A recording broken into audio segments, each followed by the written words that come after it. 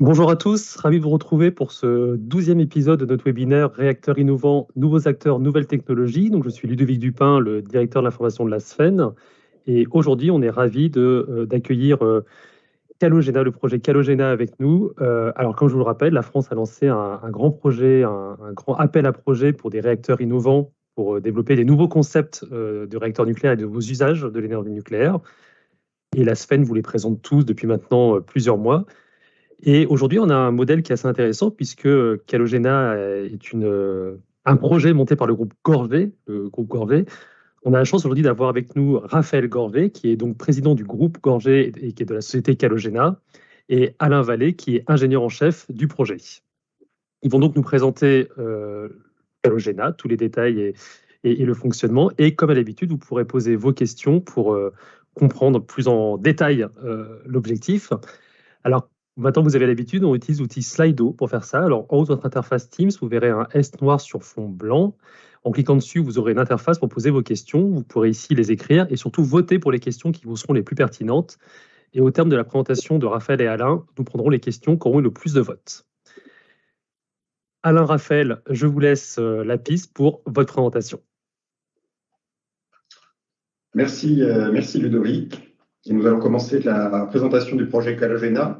Peut-être je laisse Alain se présenter et ensuite je commencerai la présentation.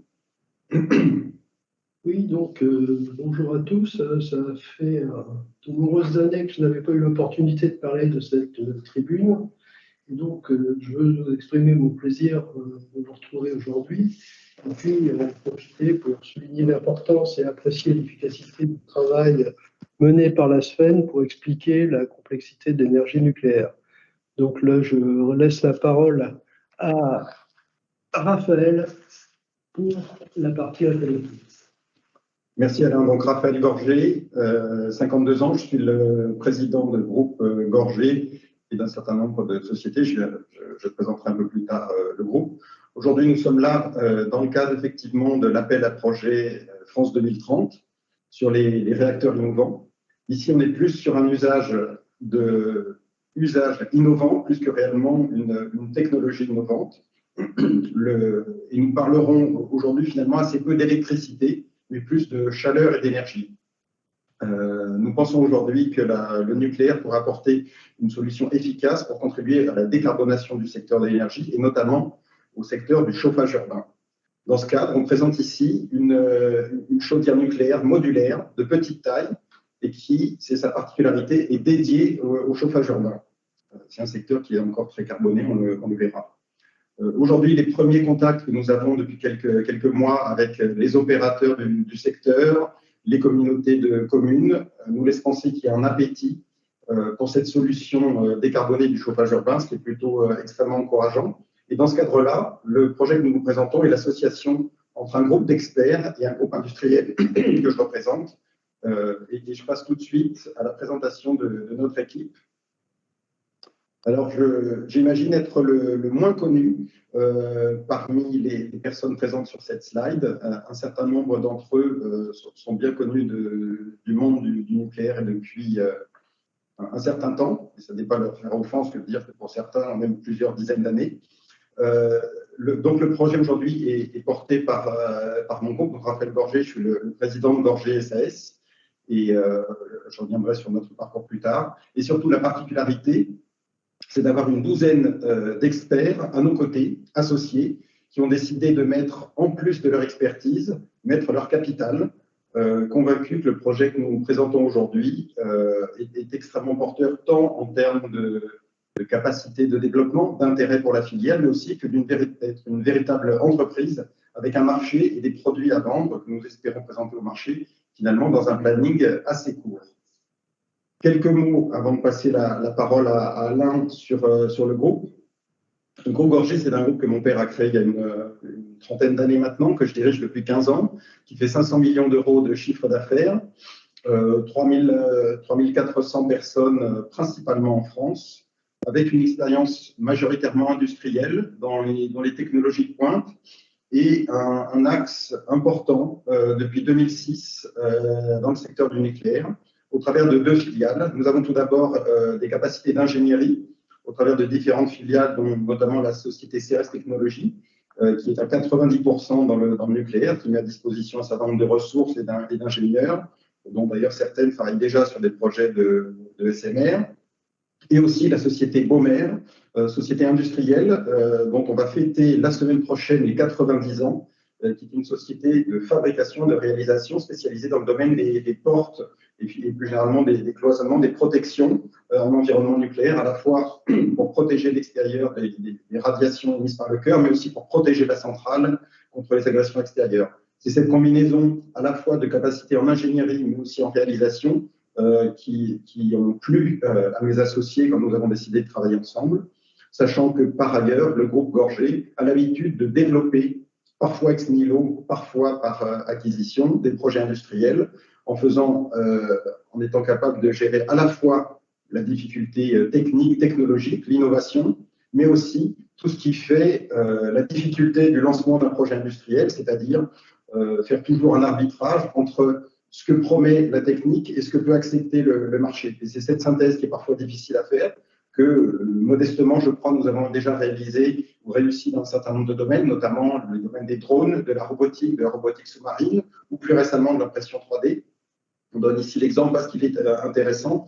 De l'impression 3D, nous avons démarré ex nihilo en 2013 avec un salarié et une technologie, pour être aujourd'hui un des acteurs leaders au niveau mondial dans l'impression 3D, avec 500 personnes et 80 millions de chiffres d'affaires. C'est ce track record et c'est aussi ces ressources financières et industrielles que nous mettons à la disposition du projet Calogena, qu'Alain va maintenant vous présenter. Alors, je vais commencer par le planning, qui est malheureusement devenu le sujet sensible des réalisations nucléaires, car ça a été un facteur important dans le choix des options techniques qu'on a retenues, et notamment dans celui de retenir des technologies éprouvées. Donc, le planning est articulé sur les 3 grandes périodes de l'appel à projet de BPI France, la maturation initiale, la preuve de concept et le prototypage. Et une de ces respirations importantes est bien sûr la relation avec les autorités de sûreté et tout le processus administratif qui conduit à la réalisation d'un réacteur. Bon, la majoration initiale, c'est de façon classique l'avant-projet sommaire et la préparation du dossier d'option de sûreté dans une interface étroite avec l'autorité de sûreté afin d'avoir, au bout de 2 ans, une idée très claire du référentiel de sûreté qui nous permettra de développer l'avant-projet détaillé et commencer à préparer le PSAR. Cette phase-là sera importante parce que nous visons d'avoir un premier client déterminé à cette période-là. Et donc, pendant cette phase-là, on développera toutes les études environnementales et toutes les procédures qui permettent la réalisation du projet sur un site déterminé. Ensuite, cette phase durera à peu près 3 ans, de façon assez classique dans les projets nucléaires. Et ensuite, on rentrera dans la phase de prototypage avec la revue du PSAR par l'autorité de sûreté, la préparation de la construction, les études de détail et de réalisation, avec un permis de construire visé, je dirais, au bout de 7 ans. Ensuite, sur une période de 3 ans pour la tête de série, il y aura la réalisation du prototype. Alors, je vais commencer par quelques slides sur le marché parce que c'est finalement le marché qui a été extrêmement structurant dans le choix des options techniques et du dimensionnement du réacteur.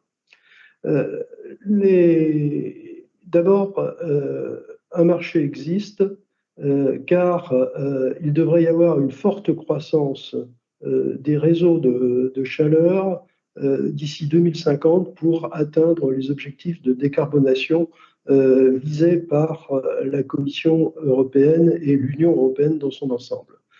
Donc, pour avoir des ordres de grandeur, le marché de la chaleur dans son ensemble, que ce soit pour l'habitat, l'industrie, le tertiaire, ça représente 50% de l'énergie consommée en Europe et la plus grande partie des émissions de gaz à effet de serre.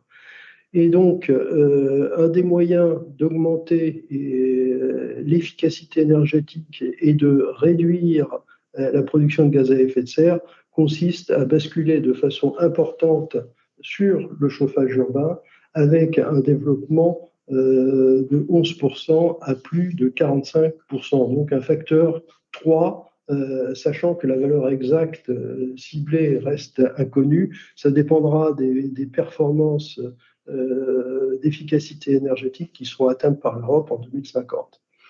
Donc, la situation aujourd'hui, elle est relativement simple au niveau européen, avec 60% de l'énergie consommée dans le chauffage urbain qui provient d'énergie fossile. Il y a d'autres alternatives qui existent, comme la géothermie, mais c'est très très faible parce que ça dépend des conditions locales, les déchets, et naturellement, bien sûr, le bois qui est en pleine expansion. La biomasse est la seule alternative qui permet un déploiement de grande ampleur, mais c'est une source d'énergie qui sera rapidement plafonnée car convoitée par de nombreux secteurs. Là, sur la slide, vous avez une citation du comité interprofessionnel du bois énergie qui annonce qu'il y a déjà de très très fortes pressions sur la demande du bois. Donc, rajouter des options, une option comme le nucléaire est un moyen de sortir un petit peu des limites et des contraintes qui existent sur ce secteur. Alors, sur l'Union européenne, il y a une grande diversité dans l'usage du chauffage urbain. Disons que dans les pays de climat froid ou continental de l'Europe, il y a fortement un déploiement extrêmement important du chauffage urbain et souvent avec des installations de forte puissance qui sont en cogénération, c'est-à-dire des centrales à charbon. Typiquement, la Pologne est un exemple, mais il y a de nombreux pays, les pays nordiques aussi, et quelquefois on utilise des centrales nucléaires aussi pour récupérer la chaleur et la distribuer dans les villes quand elles ne sont pas trop éloignées. Donc, dans ces pays-là, le marché du chauffage urbain sera essentiellement un marché de remplacement de sources carbonées à des sources non carbonées. Dans les pays tempérés, la présence du chauffage urbain est beaucoup plus faible et il y a dominance des installations de moyenne puissance complètement dédiées au chauffage urbain, c'est-à-dire dans une plage 5 à 100 MW. Et donc là, le chauffage urbain devrait se développer de façon importante dans ces pays-là et le marché est principalement un marché de création. Sur les contraintes et les évolutions du marché du chauffage urbain, un dernier point qui est extrêmement important, c'est la baisse continuelle des températures qui sont utilisées dans les réseaux de chaleur. On est parti avec de la vapeur pressurisée très élevée au XIXe siècle et maintenant on baisse vers des températures beaucoup plus basses, inférieures à 90 degrés. Et cette tendance devrait s'accélérer dans les prochaines années parce que ça permet de réduire les pertes thermiques du réseau de distribution et donc améliorer l'efficacité énergétique globale du système. Donc, à partir de cet ensemble de contraintes et de besoins du marché, on a pris un certain nombre d'orientations pour définir le réacteur. Le point qui nous a paru vraiment le plus structurant, le point de base de notre réflexion, ça a été de dire qu'il fallait une acceptabilité importante d'installations nucléaires, non pas dans les villes, mais dans des zones périurbaines pas trop éloignées des villes. Et donc, il fallait pouvoir développer une approche de sûreté qui soit techniquement indisputable et qui soit aussi facile à expliquer car ces projets de réalisation, on le verra un petit peu plus loin dans la présentation, sont très imbriqués avec les autorités locales qui ont un poids considérable dans le choix des technologies qui sont utilisées à côté de chez eux pour les chauffer. Donc on a retenu une puissance de 30 mégawatts, une température de sortie de l'installation dans une plage 70 à 100 degrés. Alors pourquoi une plage? Eh bien parce qu'on veut pouvoir s'implanter sur des réseaux existants et que si on s'implante sur des réseaux existants, eh bien, il faut s'adapter à la température du réseau telle qu'elle est. Les durées de vie de l'installation, vous verrez les technologies qu'on choisit n'ont pas de contraintes d'âge particulier. On a choisi des technologies qui viennent des réacteurs de recherche et des réacteurs de recherche qui ont plus de 60 ans. Il y en a un certain nombre dans le monde. La surface nécessaire, on a pris une surface du site de production de 3000 m², terrain incluse, sachant que la taille du bâtiment sera légèrement inférieure à 500 m². Donc, c'est une installation industrielle qui n'est pas de grande ampleur, qui est nécessaire pour réaliser Calogena. Le coût de la chaleur produite, nos objectifs, on reviendra sur ce point, en termes de coût, consistent à rester dans les zones actuelles de production de chaleur, ne pas considérer qu'il y aura des envols des prix alors que probablement la situation sera extrêmement différente dans le futur que maintenant sur les prix, mais nos objectifs économiques sont de viser un prix compétitif par rapport aux sources d'énergie actuelles.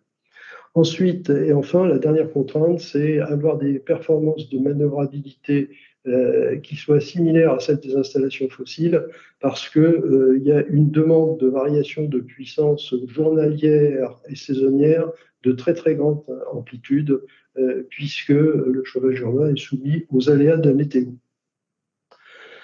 Donc, les principes qu'on a retenus sur la conception du réacteur, c'est d'abord que le réacteur serait implanté en parallèle avec d'autres solutions technologiques identiques, d'autres réacteurs ou d'autres installations classiques sur un seul réseau de chaleur.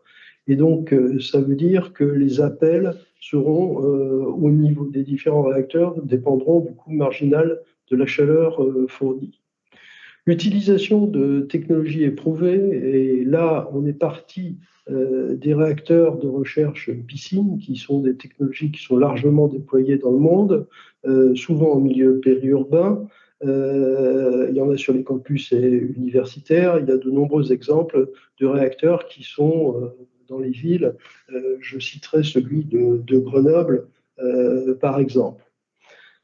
Ce qu'on a cherché à faire, c'est éliminer complètement par conception les risques de fusion de cœur et d'excursion rapide de réactivité avec une approche intrinsèque de la sûreté qui ne nécessite aucune action active, soit du système de protection, soit de l'opérateur. Enfin, un confinement robuste qui protège l'installation contre les agressions externes avec quasiment avec un maintien de réactivité en cas d'incident, en particulier dans l'installation. L'autonomie, le réacteur est dimensionné pour avoir une autonomie d'une semaine avec une conception très simple, un nombre limité de systèmes et rentre dans la gestion classique du cycle combustible industriel actuellement complètement déployé. Naturellement, tous les composants, comme sur les autres SMR, doivent être transportables par route ou par rail. L'organisation du réacteur, donc vous voyez une vue de dessus du réacteur en bas de cette slide. Donc les dimensions sont de l'ordre de 20 mètres par 22 mètres 50. Il y a un circuit primaire intégré dans une cuve qui fonctionne en circulation naturelle. Vous avez un circuit secondaire qui transfère la chaleur produite au réseau avec un système à débit variable à travers des pompes et des vannes. Vous avez la piscine dans le hall réacteur qui assure le confinement et dont les parois sont dimensionnées pour résister aux agressions internes et externes. Les opérations de rechargement se font dans la piscine sous eau et la piscine contient une capacité d'entreposage de courte durée des assemblages combustibles neufs et usagés. Les températures et pressions de fonctionnement permettent de profiter complètement des avantages des présences de la piscine pour la sûreté et la protection de l'environnement. L'arrêt des pompes de circulation du circuit secondaire induit, sans utiliser aucun actionnaire, le basculement vers un refroidissement par la piscine. La cuve nucléaire est complètement préfabriquée en usine. Les structures de génie civil impliquées dans la sûreté sont partiellement préfabriquées et les circuits annexes se limitent à quelques circuits pour la gestion de l'eau, la gestion de l'azote comprimé, l'incendie et la ventilation. Le circuit primaire, donc là vous avez la cuve du circuit primaire qui est présentée dans le schéma simpliste de gauche. Les dimensions, donc la hauteur est inférieure à 20 mètres et le diamètre de l'ordre de 4 mètres. Le circuit de refroidissement du cœur est intégré donc dans cette cuve avec en bas le petit carré rouge qui est le cœur, au-dessus une cheminée dans laquelle l'eau chaude s'élève, un échangeur à tube en périphérie qui est l'anode de redescente de l'eau et par lequel la chaleur est extraite par le circuit secondaire, et puis un dôme d'azote qui stabilise la pression. La cuve est emmaillotée dans dans deux plénums, un plénum chaud et un plénum froid, qui guide l'eau du circuit secondaire vers les entrées de l'échangeur et ses sorties, et donc et qui sert à récupérer les fuites thermiques de la cuve.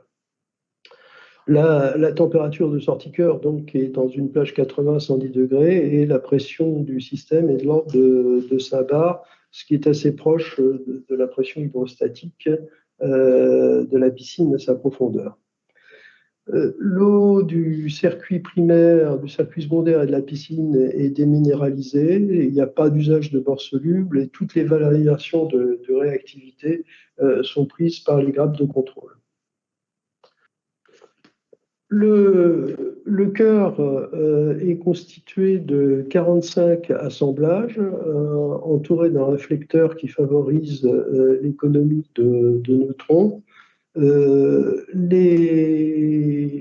L'enrichissement du combustible est de 5% et les rechargements sont annuels par tiers ou par quart selon le facteur de charge de l'installation. On a considéré pour l'instant, et ce n'est pas encore levé, on levera ça au début de l'avant-projet sommaire, deux solutions.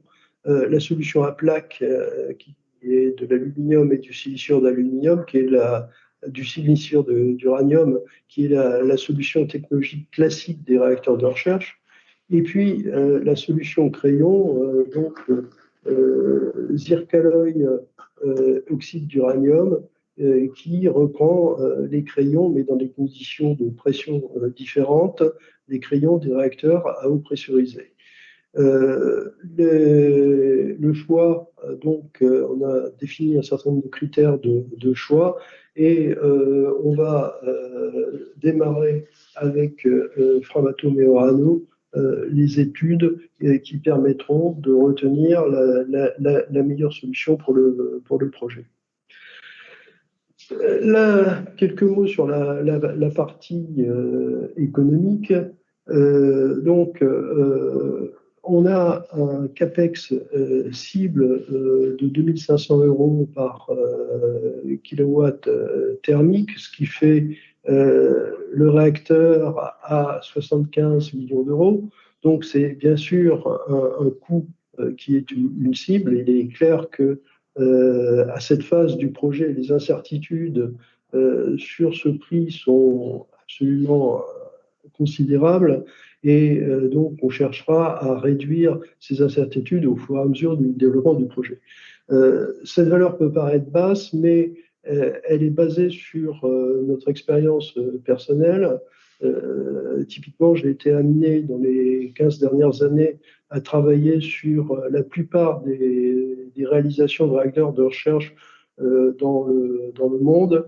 Et donc, c'est des prix qui sont retirés, des prix qui se pratiquent sur le marché international des réacteurs de recherche. Alors, je ne parle pas du RGH, qui est une solution tout à fait particulière, avec des performances importantes.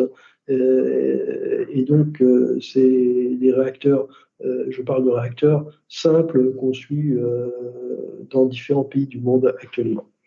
Le coût d'exploitation, donc 20 € par mégawattheure, un coût du cycle combustible, on a pris une valeur enveloppe à 8 €, on pense qu'on peut faire mieux. Ce sont des valeurs importantes parce que c'est elles qui déterminent le coût marginal de vente de la chaleur et donc la durée d'appel du réacteur sur le réseau. Une énergie produite par chaque module qui est de 160 000 mégawattheures, ce qui peut chauffer à peu près 12 000 foyers, et un prix de la chaleur de 60 € par mégawattheure.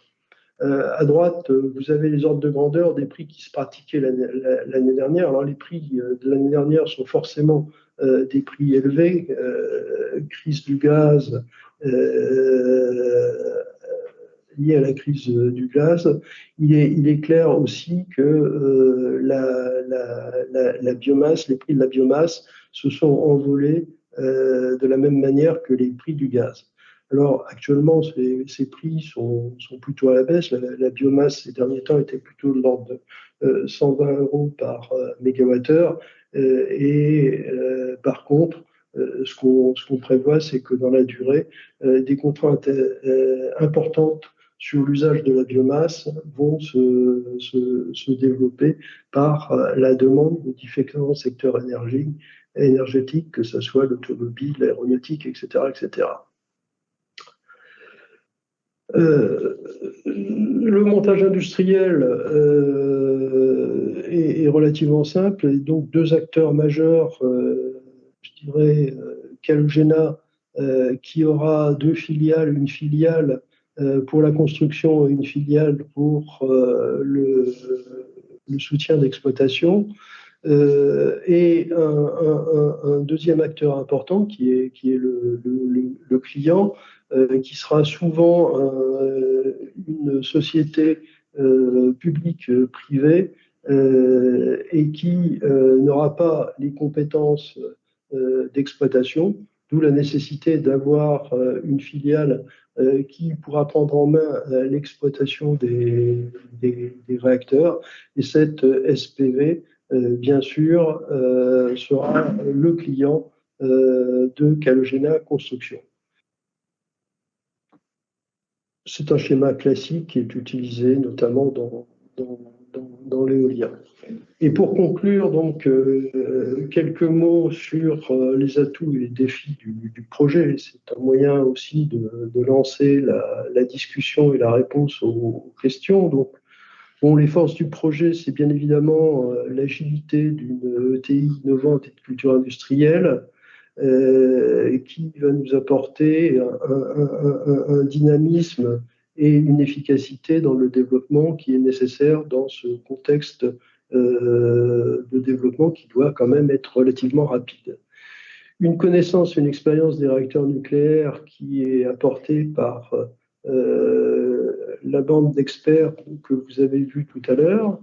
Un réacteur simple et sûr, donc qui n'utilise que des techniques, des technologies éprouvées, et puis l'existence d'un vrai besoin pour réussir la décarbonation d'un secteur qui est un petit peu en panne de solution. Sur les défis, eh bien évidemment, c'est des défis qui sont liés à tous les projets de SMR qui doivent être construits, je dirais, en grand nombre, donc avec un lien avec les décisions locales, et sur Calogena, c'est encore plus vrai que pour les autres SMR, et puis la nécessaire mobilisation des ressources. Donc, pour développer ce projet, on veut, nous, les experts un petit peu anciens, avoir une équipe jeune pour passer notre expérience et notre savoir. Et donc, l'appel aux ressources humaines risque d'être un peu contraint dans les années qui viennent. Mais sur les contraintes de mobilisation des ressources, ceci risque d'être vrai aussi du côté de l'autorité de sûreté et du côté des industries et organisations qui seront impliquées dans la réalisation de Calogena. Voilà ce que je voulais vous dire. Et donc, je vais laisser la parole à Ludovic pour prendre les questions. Merci beaucoup Alain, merci Raphaël pour cette présentation déjà très complète. Alors on a énormément de questions, ça montre que le projet n'est pas comme les autres, effectivement on est plus dans un, comme vous l'avez dit au début, une innovation d'usage qu'une innovation technique. Alors je vous rappelle que pour poser vos questions, il faut utiliser l'outil Slido, donc le petit S en haut de l'interface Teams, et vous pouvez aussi voter pour les questions qui sont là. On en a une vingtaine pour l'instant, mais bien sûr qu'il y en aura beaucoup plus d'ici la fin. Écoutez, on va commencer par la première question qui a eu le plus de votes. On vous demande sur quelle distance est-il possible techniquement de transporter la chaleur? J'imagine que ça sous-entend où sera le réacteur par rapport à la ville, par exemple. Alors, on peut transporter la chaleur sur de grandes distances, hein. Maintenant, les tuyauteries qui sont des tuyauteries métalliques avec calorifusage intégré sont d'une efficacité extrême. Il est clair que plus la chaleur est à basse température, plus on peut la transporter loin facilement, parce qu'il y a moins de pertes thermiques. Disons que pour Calogena, on envisage des distances entre 10, 15, 20 km des agglomérations. C'est des ordres de grandeur. Vous avez un pourcentage de perte thermique par kilomètre ou par mètre qu'on peut avoir en tête? Non, ça dépend de la température du réseau. Et ça dépend. Il y a beaucoup de réseaux qui sont très anciens, oui, qui sont de vraies passoires thermiques. Il y a des réseaux récents et modernes qui utilisent les technologies dont je vous parlais tout à l'heure. Eux ont beaucoup moins de pertes thermiques. D'accord. Alors la question suivante, on vous demande, avez-vous effectué un chiffrage de la consommation de chaleur des réseaux de chaleur que vous pourriez partager avec nous? Alors je suppose que c'est le marché accessible qu'on vous demande ou quelque chose comme ça? Sur le marché accessible, pour l'instant, il n'y a pas d'installation nucléaire autre que des réacteurs de puissance qui fonctionnent en cogénération. Donc, le marché, pour l'instant, n'existe pas. Notre marché accessible, il est extrêmement important et finalement, portera principalement sur une compétition avec la biomasse si vous voulez, le marché est vraiment, vraiment considérable. Les chiffres que je vous ai donnés tout à l'heure, mettons qu'il y a 5000 térawattheures au niveau européen nécessaire. Vous avez vu la valeur de Calogena, c'est 150 000 mégawattheures. Donc, on n'est pas dans les ordres de grandeur. Donc, nous, on a pris pour notre étude de marché des hypothèses assez prudentes qui se limitent à entre 5 et 10 réacteurs construits par an, ce qui est extrêmement bas. Raphaël, tu veux rajouter quelque chose à ça? Non, c'est très bien. 5 à 10 réacteurs par an, ça fait rêver déjà. Alors la question suivante, on vous challenge un peu, j'imagine, avec cette question, c'est avez-vous enquêté sur l'acceptation publique de chauffage urbain nucléaire? Et la personne précise, les Antilles vont forcément hurler.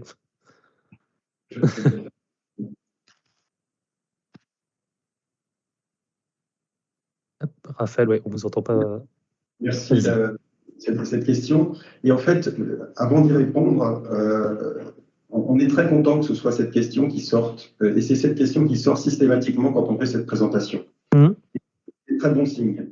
C'est très bon signe parce que ça veut dire qu'il n'y a pas énormément d'interrogations ou de doutes sur la faisabilité technique de notre projet par rapport à la disponibilité des éléments dont on pourrait avoir besoin.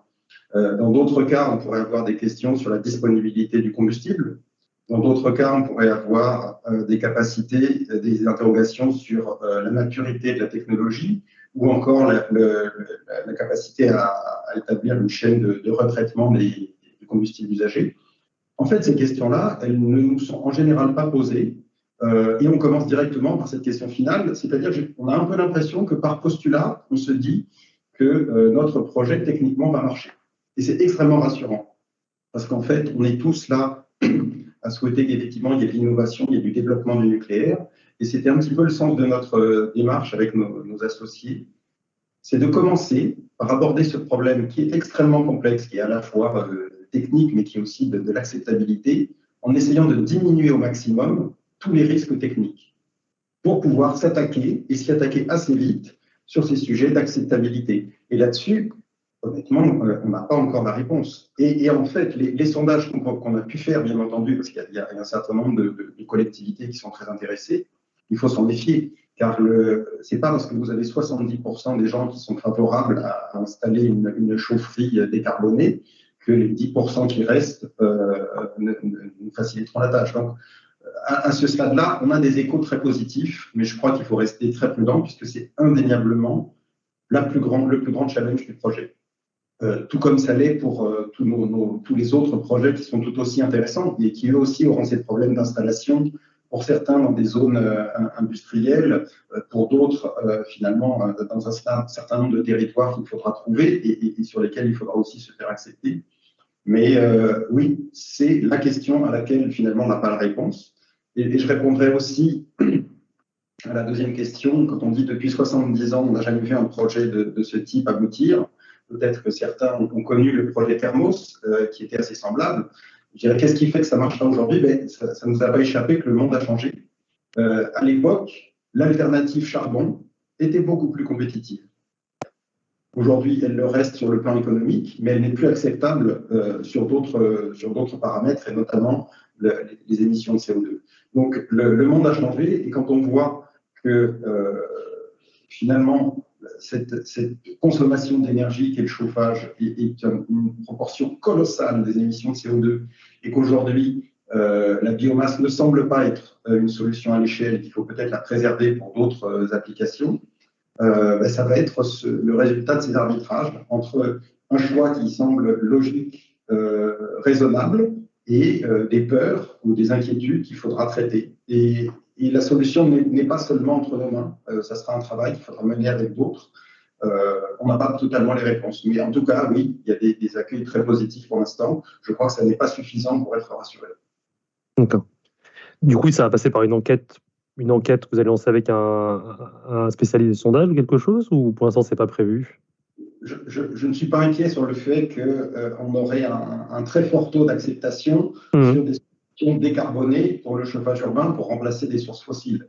Donc, Bien les sûr. enquêtes, on pourra les faire pour se rassurer et faire du bien à notre projet. Et ça sera un travail de fond et sans doute trouver un site ou deux, des clients, des partenaires aussi dans le domaine des réseaux de chauffage qui devront nous aider dans cette démarche.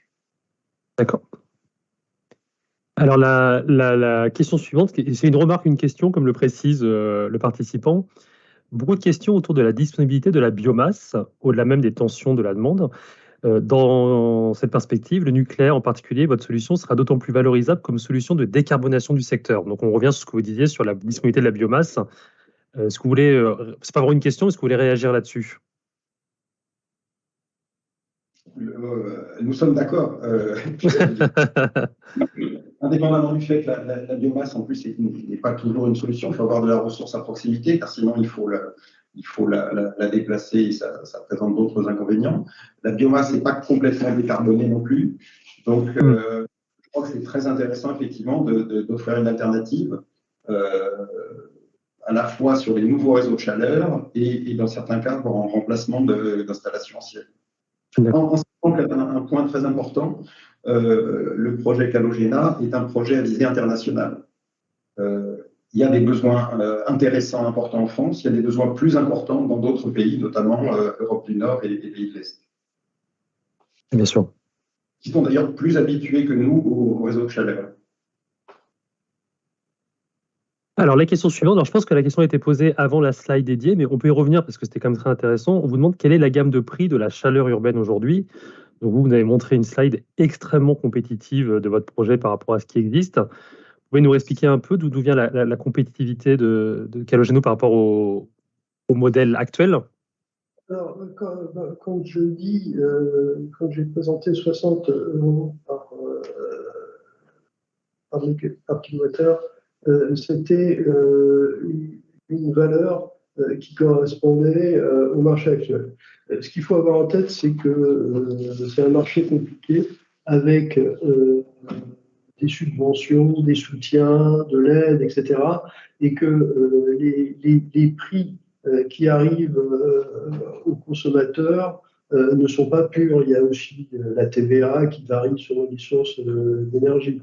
Donc, notre valeur cible de 60 € nous a paru tout à fait pertinente. Ça correspond au niveau des prix qui existaient vers 2019, notamment en utilisant des énergies fossiles. Naturellement, les prix que j'ai montrés étaient positifs pour nous, puisque c'est des prix qui dataient de 2022 et qu'en 2022, il y a eu un envol des valeurs.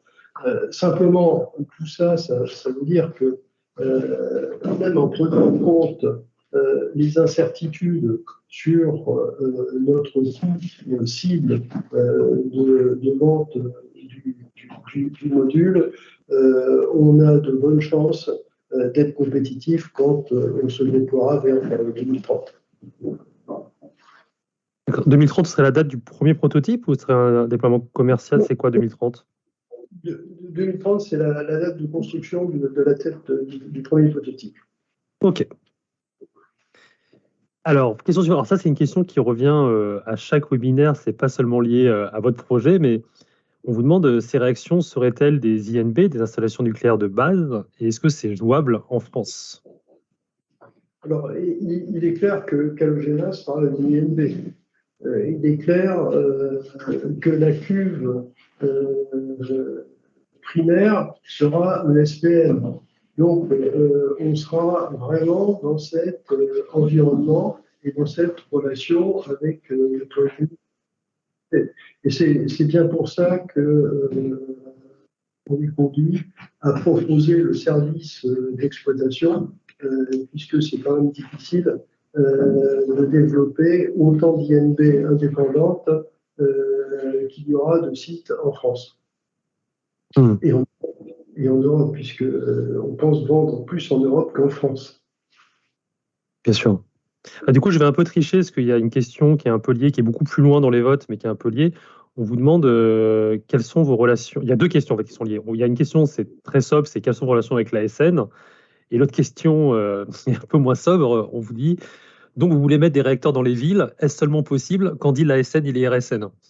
Voilà, donc je regroupe toutes ces questions ensemble. Donc vos relations avec l'ASN et qu'est-ce que vous dit l'IRSN et l'ASN aujourd'hui? Alors, on ne va pas mettre les réacteurs dans les villes, c'est pas l'idée. Donc c'est vraiment la cible, c'est en grande banlieue. J'ai donné des ordres de grandeur de kilométrage tout à l'heure. Oui, l'ASN et l'IRSN sont informés de notre existence.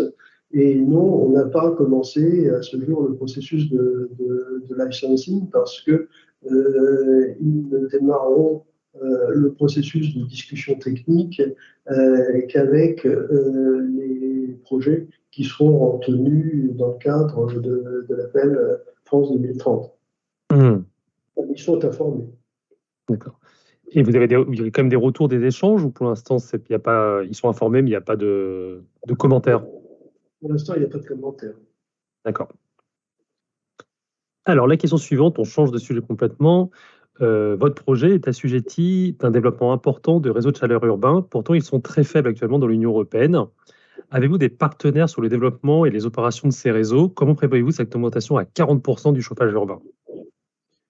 Alors, cette augmentation à 45% de chauffage urbain en Europe, c'est la feuille de route européenne. Et nous, on s'appuie sur cette projection de besoin pour justifier notre projet.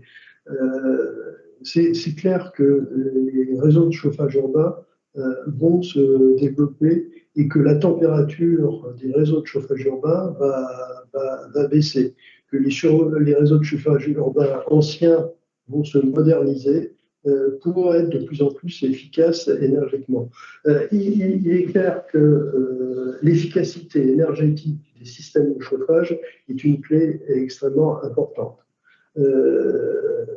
Le gaz est, je dirais, l'énergie dominante dans l'habitat au niveau européen. Je crois que le gaz, c'est à peu près 40% du chauffage d'habitat européen.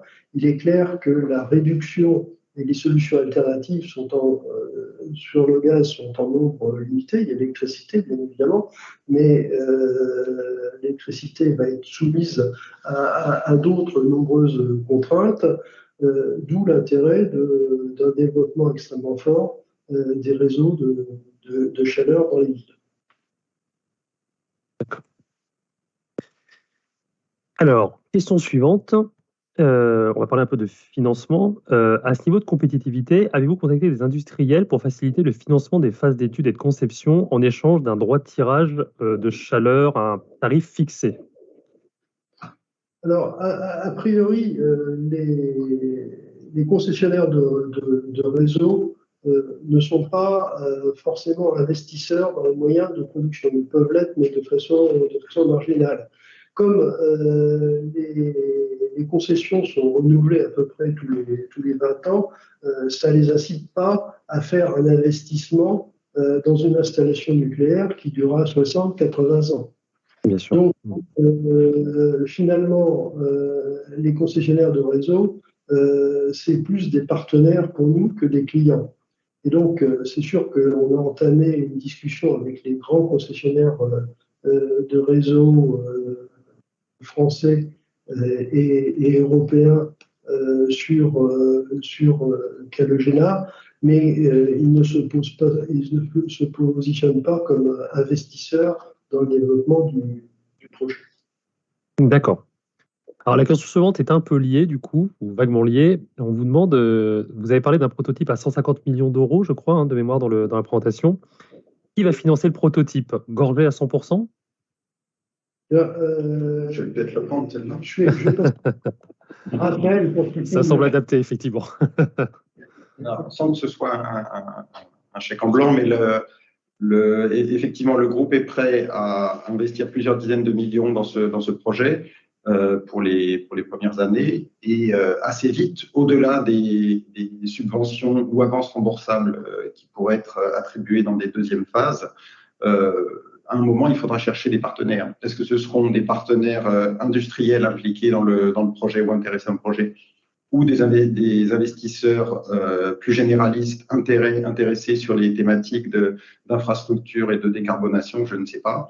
Le groupe n'a pas vocation à financer la totalité des investissements qui sont de l'ordre, on va dire, de 300 millions pour arriver à terme.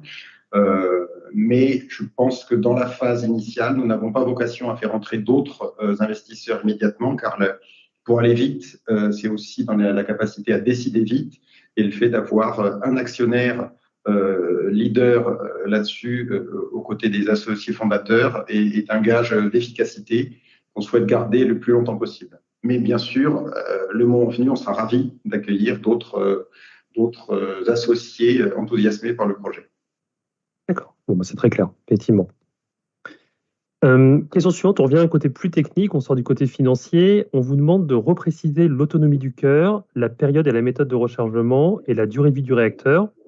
Et par ailleurs, on précise, faut-il ouvrir la cuve pour recharger comme un générateur de deuxième et troisième génération? Je pense que la question est posée à la fin parce qu'on a vu plein de modèles où c'est le bloc cuve qui est remplacé à chaque rechargement. Donc voilà, est-ce que vous pouvez nous rappeler un peu l'autonomie du cœur, son rechargement, sa durée de vie, etc. et sa méthode de chargement? Oui, alors, un aspect extrêmement important de notre conception est le fait que finalement, on n'a pas de contrainte d'avoir des rechargements extrêmement espacés, puisque la demande de chaleur urbaine en été est faible. Donc, dans ces périodes de faible charge, s'arrêter une semaine pour faire un rechargement ne pose aucun problème. On a validé ça auprès des opérateurs de réseau. Donc, à partir de ce moment-là, ça nous permet de rentrer dans le cycle combustible classique avec un enrichissement de 5%. Donc, on ne tombe pas dans les problèmes de achat et l'EU qui font la une actuellement. On a donc un combustible qui est complètement classique et intégré dans le cycle combustible industriel existant.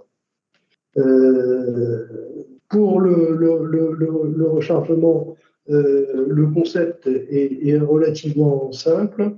Le rechargement se fait dans la piscine. Effectivement, on ouvre la cuve pour cette période de rechargement. Le cœur est intégré dans un panier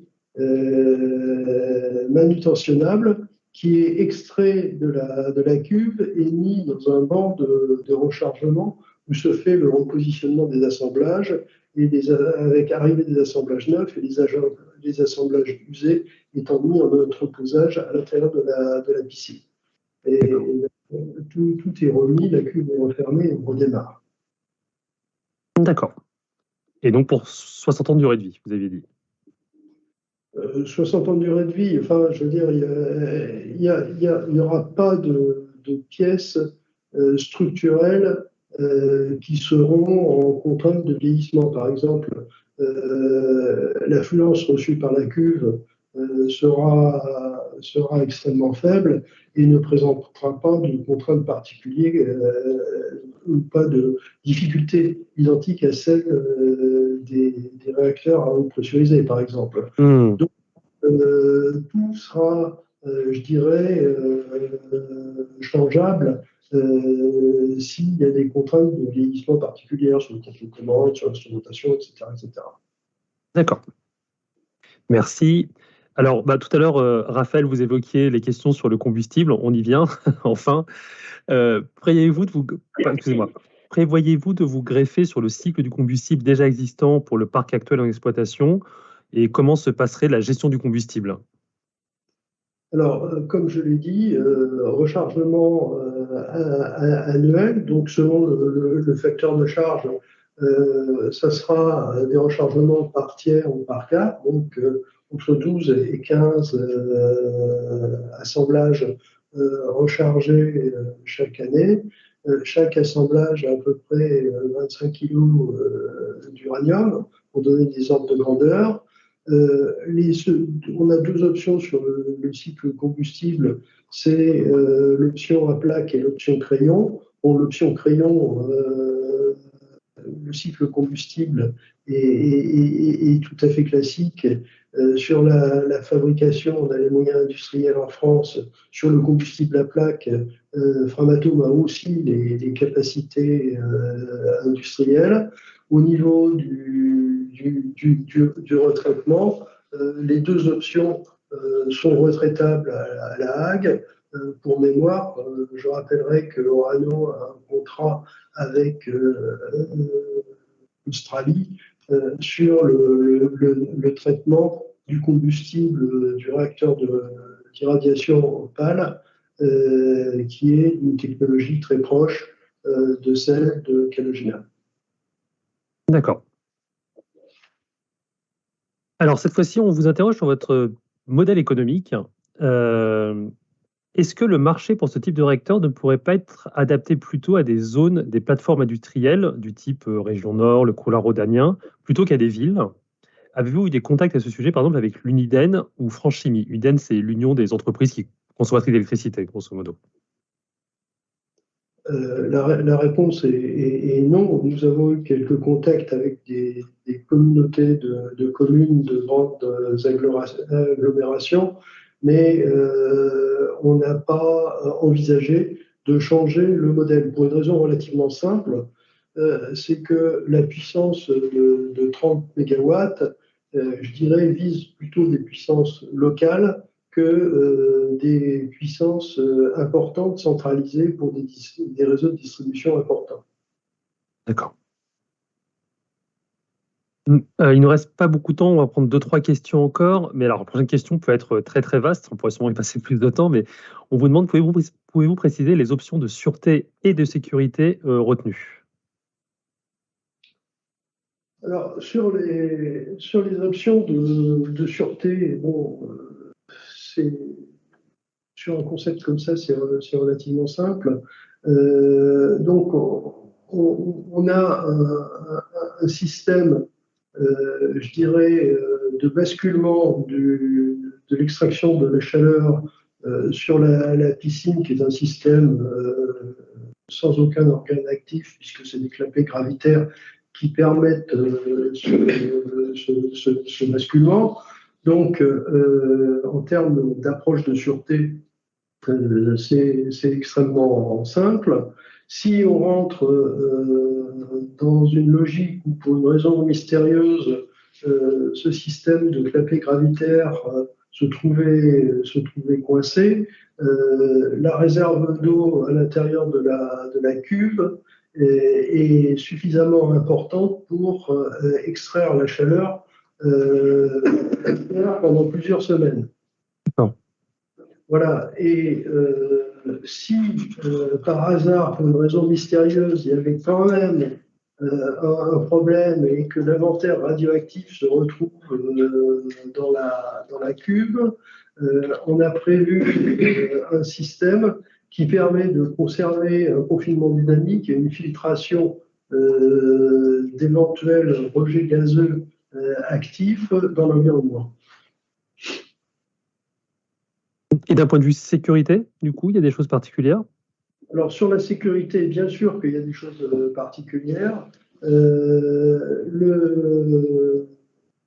La taille du terrain autour de l'installation est déterminée pour des problèmes de sécurité et pour la détection d'intrusion. Et il est clair qu'une présence continuelle pour des raisons de sécurité sera imposée sur le site, même si, d'un point de vue opérationnel, ça ne serait pas nécessaire. D'accord. Écoutez, on va prendre une dernière question qui, à mon avis, va bien boucler le sujet. Et je m'excuse pour toutes les questions que je n'ai pas pu poser, qui restent encore.